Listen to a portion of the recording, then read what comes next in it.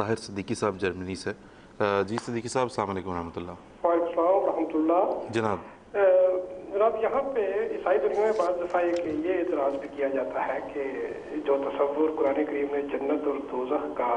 ہمیں دیا ہے، جی، اور جو دوزخ میں سزاؤں کا اور جو جنت کی نعمتیں ہیں، جی دراصل یہ سوال میرا اسی سوال سے منسلک ہے جو دنیا کے سزاؤں کے بارے میں جو قوانین ہے، تو اس بارے میں بھی بعض ان کو اعتراضات ہوتے ہیں جو سخت سزائیں یا الفاظ دوزخیوں کے بارے میں اللہ تعالیٰ نے قرآن کریم میں بیان فرمائے ہیں، اور جو جنتیوں کے بارے میں خوشخبریاں ہیں۔ تو اس کے بارے میں اگر کچھ تھوڑی سی وضاحت کر دی جائے تو ٹھیک ہے جی، شکریہ۔ ٹھیک ہے جی صدیق صاحب، بہت بہت شکریہ۔ جنت میں ملنے والی نعمتوں کی حقیقت پر تو پچھلے کچھ پروگرام جب ہم جہاد کے ٹاپک پہ بات کر رہے تھے، اس میں جو حدیث کے حوالے سے ہم نے بات کی تو اس پہ بات تو اگرچہ ہو چکی ہے، لیکن آج چونکہ دوزخ کی سزاؤں کے حوالے سے بھی پوچھ رہے ہیں تو نصیر سے میں آپ سے درخواست کروں گا۔ میں نے اصولی بات مختصراً عرض کی تھی، جیسے کہ میں نے بتایا کہ اس پروگرام وہ تو ایک موضوع ایسا ہے کہ اس پہ تفصیل سے بات ہونے والی ہے، اور مثالیں دے کے واقعات قرآن کریم سے وہ آیات دکھا کے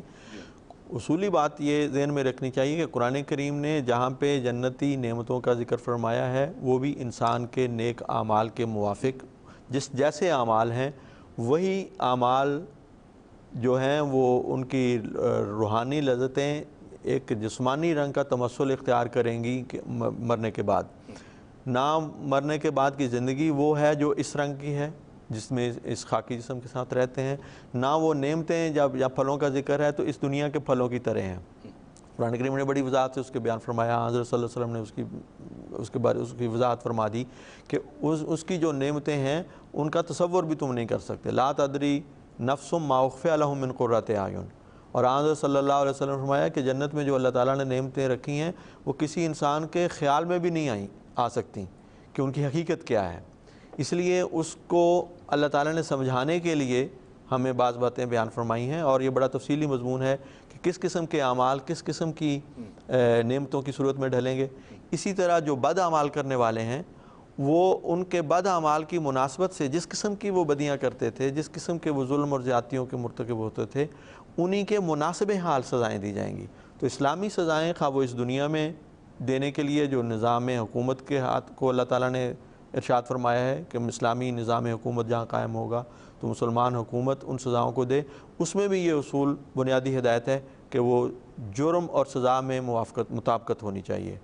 اور اسی طرح جو مرنے کے بعد کی سزائیں ہیں جو اللہ تعالیٰ نے اپنے ہاتھ میں رکھی ہیں اور ان سزاؤں کا ذکر فرمایا ہے، وہ بھی انسان کے اعمال سے ایک گہری مطابقت رکھتی ہوں گی۔ بڑا تفصیلی مضمون ہے اور یہ ساری باتیں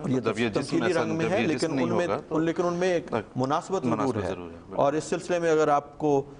زیادہ آپ خود پڑھنا چاہیں، میں سمجھتا ہوں تو حضرت مسلم موعود رضی اللہ تعالیٰ عنہ کی تفسیر کبیر میں جہاں پہ ان ایسی آیات کی تفسیر ہے وہاں پہ آپ دیکھ لیں، آپ کو چھپا ہوا ہے، انٹرنیٹ پہ بھی ہماری کتابیں اویلیبل ہیں۔ حضرت مسیح موعود علیہ الصلوۃ والسلام کی کتب میں بھی یہ مضمون بڑی